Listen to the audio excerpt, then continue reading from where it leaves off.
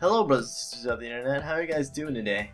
It's probably been a while since you've seen my face, but in case you haven't, here it is. Well, I'm here with a bunch of drama.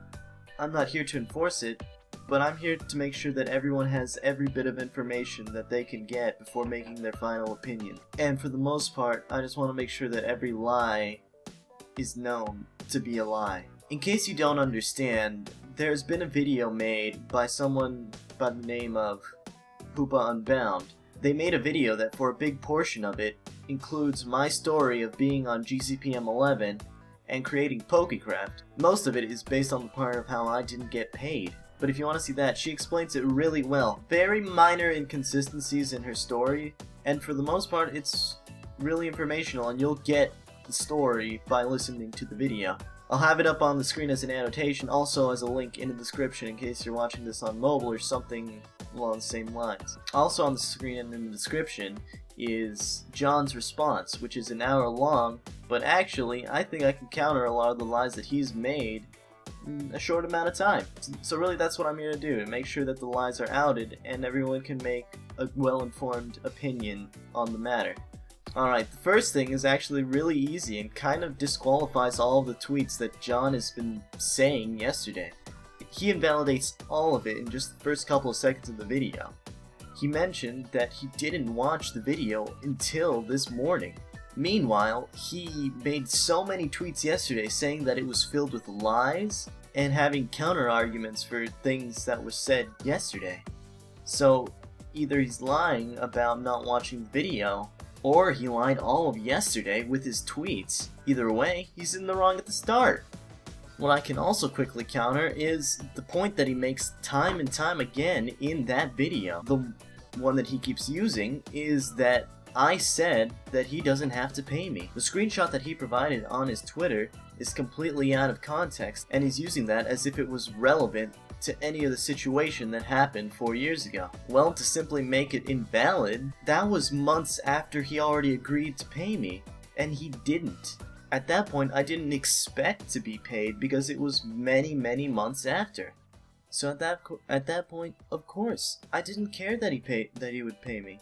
But also, I was referring to the amount of money that he lied to me about, which was him saying that PokeCraft only made $200. So of course I, as a 13-year-old kid, still wanted to be friends with him and thought it wasn't worth $200. So those two reasons alone kinda just make it completely irrelevant. But if he wants me to keep a promise that I had made when I was 13, I do not want to read tweets of him saying that he shouldn't have to explain what he did when he was 16.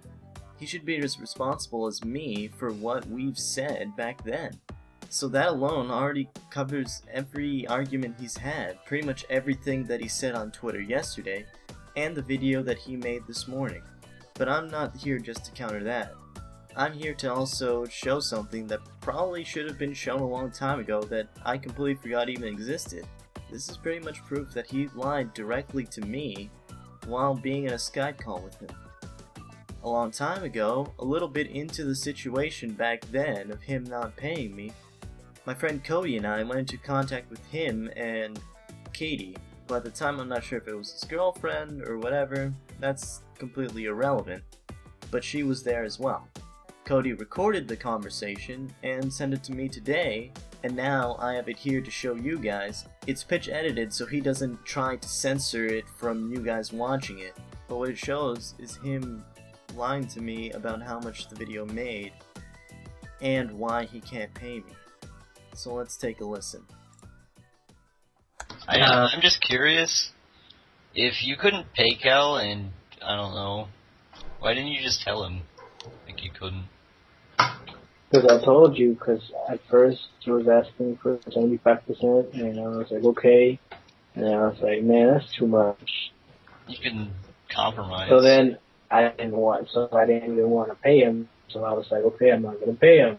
And so then that started bothering me so much as to go and make a video and stuff. I was like, fuck this bullshit, I'm going to pay Cal. And I don't pay Cal, and it's account is limited. And I was like, oh shit, well that sucks, can't pay him Well, there you go. He said 75% was way too much and never decided to talk to me about it, but he said, well, that's too much, I'm not gonna pay him. So from the get-go, he didn't want to pay me. He never intended to do so. But afterwards, we did release a video. It wasn't really well edited because I didn't have a laptop at the time, it was broken. So my friend Cody had to make it, and at the time it wasn't so great. But it convinced him to want to pay me. But then his excuse was that his PayPal was frozen, which I can believe. I can believe that it was frozen, and for quite some time, as that really is an issue with a lot of YouTubers who are younger and use a PayPal. The thing is, he only told me that one time and completely ignored me any time afterwards.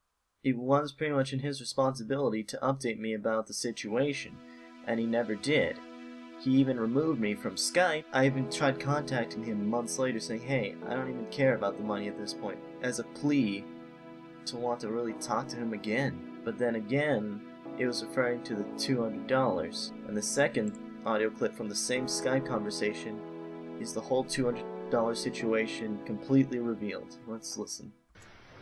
So, how much did you actually owe him, John? Like 200. 200? That's 200. I'm sure not that many views could be mobile. I don't know. Man, there were tons of mobile views. You guys don't understand. I go check. I see like a picture of the analytics or something that it says. So I just want to be sure, you know. Hey babe, it's 10:24.